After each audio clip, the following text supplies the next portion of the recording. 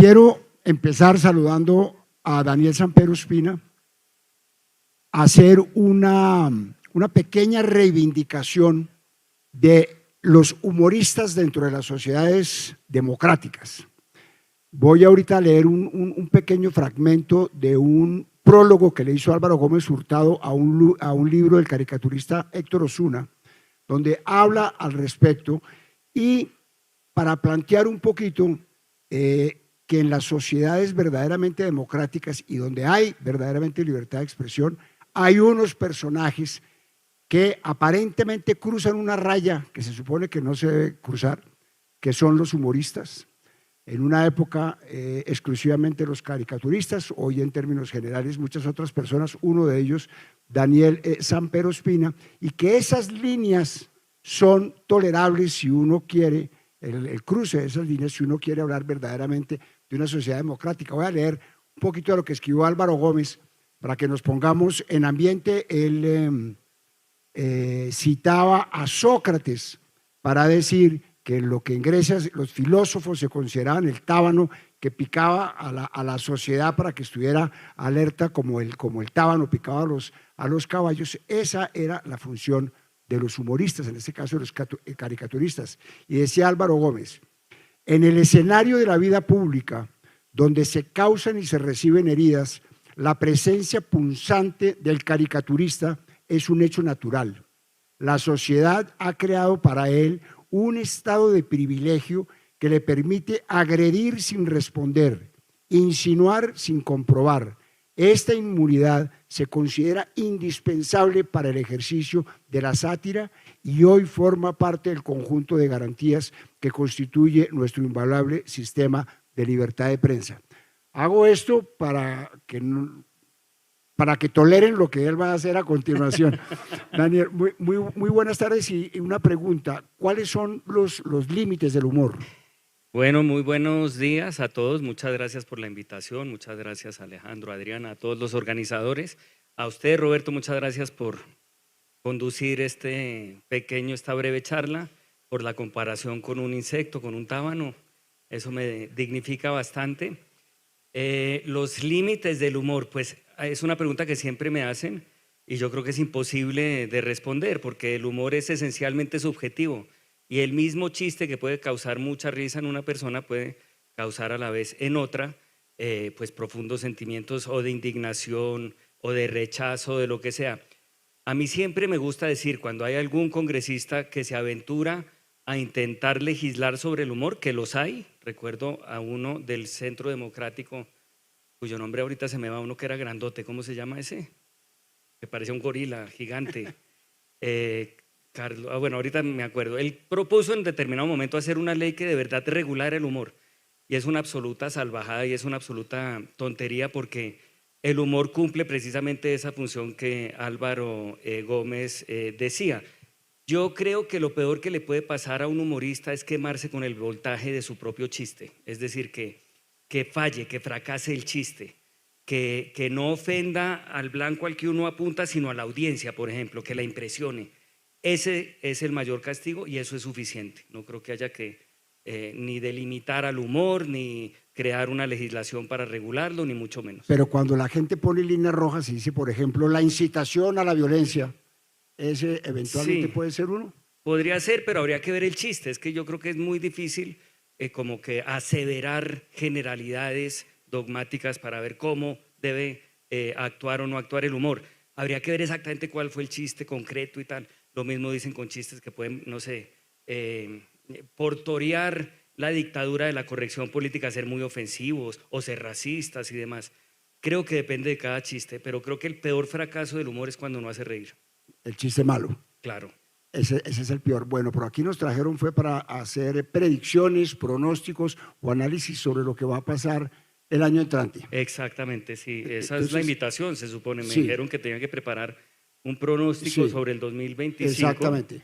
Me lo dijeron sin más, ni siquiera reconocieron lo del taxi, nada. Simplemente me dijeron, prepare eso y venga. Y entonces, pues aquí traje algo de material a ver si usted está de acuerdo conmigo. Creo que el próximo año va a estar muy marcado por el desarrollo de los escándalos que quedaron sembrados este año. El primero Naturalmente el de los Bla, bla, sobornos bla, bla, bla, bla. de los congresistas. No, creo que creo que lo pusieron un poquitico mal. Bueno, el soborno de los congresistas, ahí están poniendo un video, pero debe ser una presentación que va foto por foto. Primera cosa que va a pasar el próximo año, sin duda alguna, diría yo que esa. Va a estar en problemas el ministro Velasco, pensaría yo, después de esta imagen que acabamos de ver tan diciente y tan bonita que le tomaron durante una plenaria en el Congreso, en la cual él decidió Bla, bla, bla, bla, bla, mostrarle. bla. Estamos quemando un poquito el material, lo podemos esconder. Entonces, bueno, el ministro Velasco creo que va a ser uno de los primeros grandes damnificados. Yo creo que lo vamos a ver metido en serios aprietos, no solamente dentales, como ese que vimos, pues que aprovechó el colegaje con el ministro de Salud para mostrarle una caries que le dolía. Yo no sé si eso pasará en otros países del mundo, esa era la foto que yo quería que ustedes vieran, pero aquí fue así. Creo que esa foto en una nueva reinterpretación a la luz de la justicia puede ver si le estaban midiendo el tamaño de las mordidas, por ejemplo. ¿Ya estamos o no? No, creo que no, ¿no? Ya, pareciera que sí. Hablo de esta foto que fue muy emblemática, cuando el ministro Velasco le daba aliento, por decirlo así, al otro ministro. Otro problema, otra persona que se va a meter en un problema, no, echen para atrás. Es el ministro Bonilla, perdón, que aquí quedó un poquito recortado la diapositiva, quiero decir. Era una foto muy famosa que le hicieron el año pasado cuando estaba saludando a la reina Máxima, que es de los Países Bajos, y aparecía él como representante del gobierno, porque aquí pasan unas cosas que uno no puede creer. Aquí de verdad el humor, la realidad supera el humor. Creo que él también va a estar en serios problemas, aquí lo podemos ver. El escándalo que quedó sembrado hoy del soborno a los ministros le llega a la altura por donde se pone el pantalón, es decir, le está llegando ya por el cuello, que es otra cosa que no entiendo por qué tiene, él va subiéndose el pantalón a unos niveles en los que para rascarse la tetilla es más fácil entrar por la bragueta, porque realmente no. Entonces creo que él también va a estar en unos serios, pero serios aprietos. Hay que defender al ministro, hay que tratar de salvarlo, porque una de mis preocupaciones es que la ficha de detención se ve así. Claro que ahí está cortado. No, ¿Qué pasó? esto está saliendo mal. Pero quedó editado el ministro, él se alcanzaba a ver un poquitico. Es que lo estoy tapando. Me toca quitarme. Bueno, ahí lo alcanzan a ver un poquito. Ese va a ser uno de los problemas en caso de que el asunto del ministro salga mal. ¿Qué más? Mis hijos Nicolás, Andrés, Echemos para otro atrás. Nicolás. Podemos echar para atrás un minutico. Otros que se van a ver en aprietos el próximo año, los hijos del presidente. A mí me gusta recalcar siempre que este es el único país del mundo en que el presidente saluda en su discurso de posesión a dos hijos que se llaman igual. Y traje la prueba. Mis hijos Nicolás, Andrés, otro Nicolás. ¿Eso en qué lugar del mundo? Es Nicolás y el otro Nicolás, que es como decir Nicolás el malo y Nicolás el bueno, como si los Simpson en su momento lo hubieran pronosticado. El lío es que esta semana nos enteramos de que Nicolás el bueno, pues no es tan bueno, porque quedó implicado en un escándalo de tráfico de influencias, ¿no es así? Entonces tocaría rebautizarlo, Nicolás el malo y Nicolás el menos malo. Nicolás II. El Nicolás II, sí. ¿Qué más va a pasar? Creo que el tema de la agenda climática va a estar también en la primera fila de los titulares.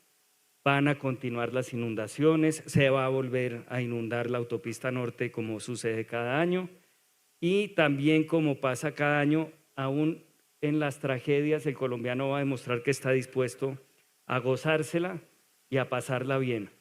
También en las tragedias muchas veces hemos demostrado que la realidad tiene eso, no importa qué tan trágica sea la situación, siempre hay un ángulo de humor involuntario que en Colombia la rescata, como sucedió con el caso de la amiga de Melba, y aquí se la traigo. Para la 222. ¿Y le va a tocar caminar? Caminar. Melba, ponga caracol, me están entrevistando. Una maravilla. ¿Qué más va a pasar el próximo año? A ver, ¿qué más traje? Irrumpirá la inteligencia artificial ya en serio, ya de verdad. Roy Barreras en su momento nos lo había advertido, yo creo que fueron las dos cosas más importantes de la gestión de Roy Barreras este año, fue lograr que nos volvieran a poner la visa y advertirnos que se viene la inteligencia artificial con este video que él mismo produjo y él mismo publicó. Usted puede creer que este Roy de arriba no existe, es imaginario, es generado en un programa de inteligencia artificial. Que eso es mentira. El de arriba. Estoy seguro que el de arriba es Roy Barreras con un saco claro, azul. claro. Está mintiéndonos, con un saco azul que él tenía de cuando era pastranista o algo así.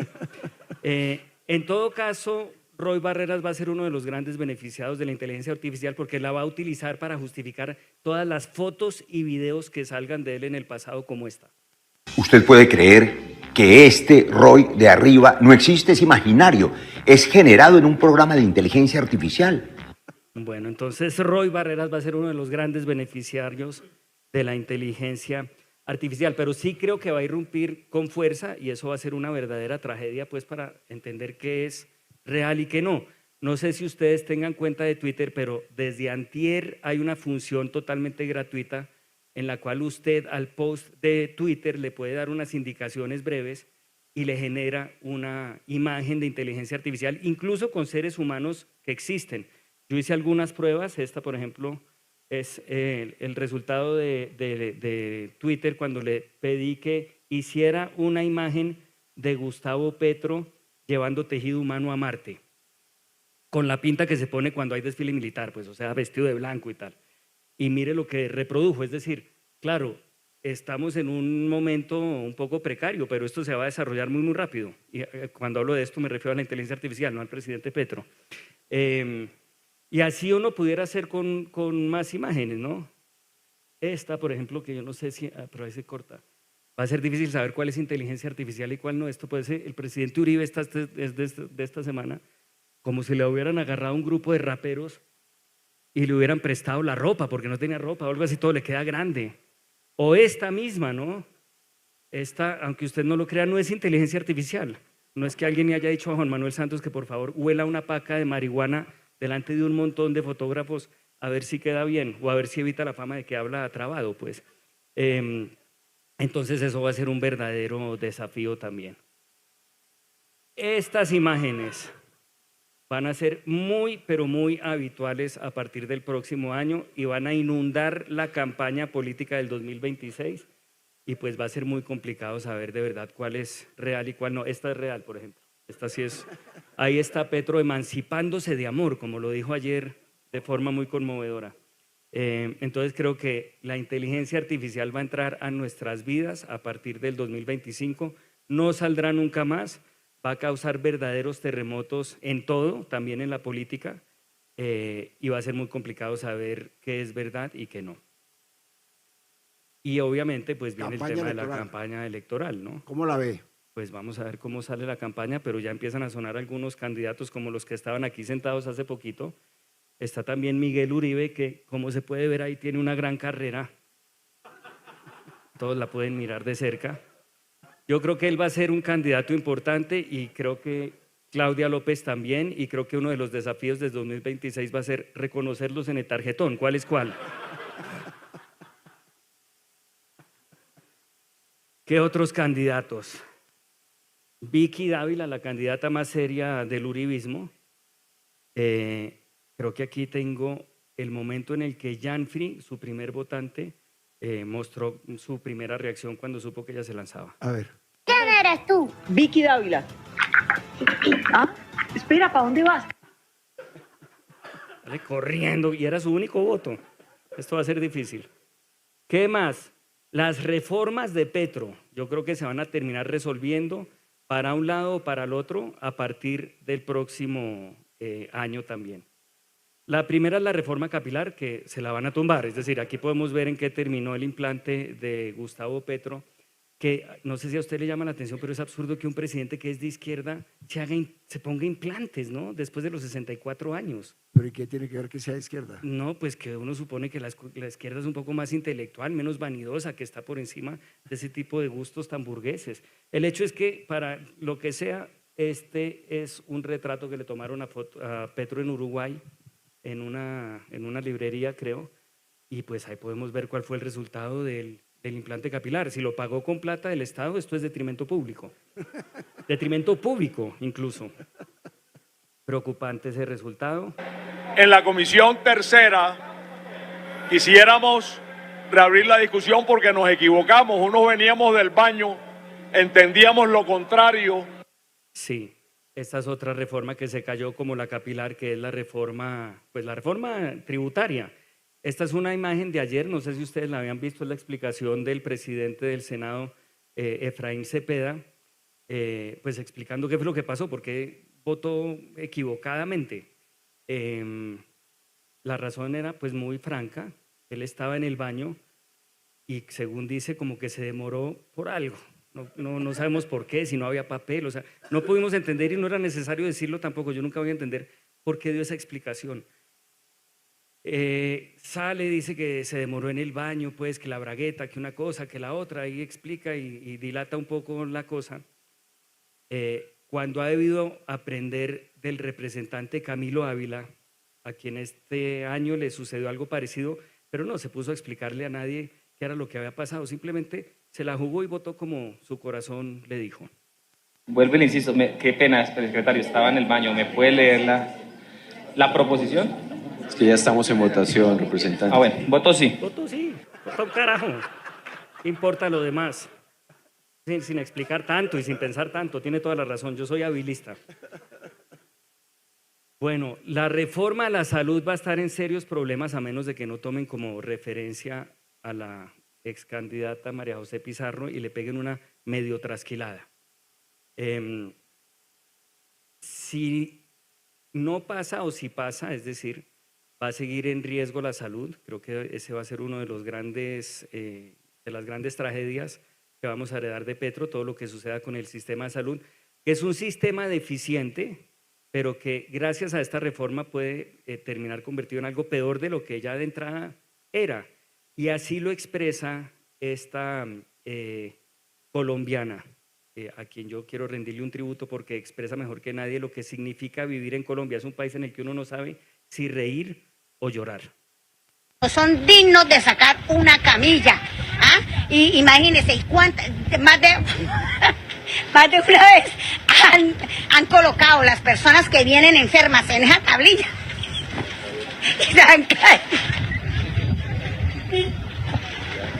y se han caído. Si no se mueren de la enfermedad o del ataque o del tiro, se mueren de golpe, sí. Bueno, y nos queda creo que un minuto, ¿no? Por reloj, un minuto 30. Nos queda 1 minuto 37. Sí. Para hacer esto, que yo no sé si es un pronóstico o una promesa, pero usted me ayuda a descifrarlo, lo dijo Gustavo Petro anoche en uno de los discursos más efervescentes que a la fecha ha dado. Pero a partir del 1 de enero, después del guayabo, yo ya no tomo tragos fuertes porque me da la gastritis, no me deja. La gastritis es una mezcla entre tristeza y gastritis, que es esos híbridos que produce el trago, ¿no? Como la guayola y otros, de los que no vamos a hablar. No, de esos va a hablar mejor el embajador en Tailandia, que se posesionará el próximo año sin que pase absolutamente nada. Esto no sé si va a pasar. Mi pronóstico es que es mentira, es decir, que él no deja los tragos fuertes a partir del 1 de enero y prefiere invertir una plata en omeprazol o en alguna cosa que le cure la gastritis, pero seguirá teniendo este tipo de inspiraciones. 2 preguntas de carácter práctico de su oficio. ¿Qué tanto le toca cambiar, con qué tanta frecuencia le toca cambiar sus libretos por cuenta de la cantidad de cosas que suceden? Pues fíjese lo que pasó ayer, preparamos esta cosa con Roberto fue fundamental, él fue el que tiró toda la línea, yo hice una cosa pues menor de operativa. Y ya cuando lo habíamos terminado y mandado y tal, pues tocó añadir lo de Petro, y eso que solo pusimos el pedacito de la gastritis, ¿no? porque ayer dijo muchas otras cosas que pues por respeto al horario y al almuerzo que viene no podemos seguir diciendo, pero dijo maravillas defendiendo el nombramiento de Daniel Mendoza como embajador en Tailandia, defendiendo a su hijo Nicolás el menos malo, a quien lo defendió acusándolo, porque dijo, ay, antes también se robaban hurra, como diciendo, ahora nosotros llegamos y la robamos y entonces nosotros sí no podemos, clasistas, déjenos robar a nosotros también. Y también defendió, creo que a Irene Vélez, atacándola también, diciendo, una pobre señora que va al aeropuerto, comete un pequeño tráfico de influencias para poder sacar al hijo y no estaba preparada para eso, ni para ser ministra, ni para nada, entonces déjenla tranquila. Entonces digamos que sí toca cambiarlo permanentemente, esto es una hemorragia. Yo estaba muy preocupado cuando terminó el gobierno de Iván Duque, a quien le debo mucho, le pagué la ortodoxia a mis hijas gracias a él, y no sabía que continuaba, pero realmente la gratitud de todo el gremio de humoristas con Gustavo Petro no tiene precio. Pues. Y finalmente, para terminar con lo que empezamos, ¿qué tan tolerante ha sido la sociedad que usted critica con sus chistes? No, yo podría posar de víctima y decir que he tenido ataques, y los he tenido, y campañas de desprestigio y cosas así de líderes políticos y calumnias, muchas, pero realmente bien. Ahí tengo un show, vive repleto, los contenidos que hago los ven mucho, entonces no tengo quejas, al revés, vivo muy agradecido con todos y en particular con los gobiernos que he tenido que cubrir. Un aplauso para Daniel Samper. Muchas gracias.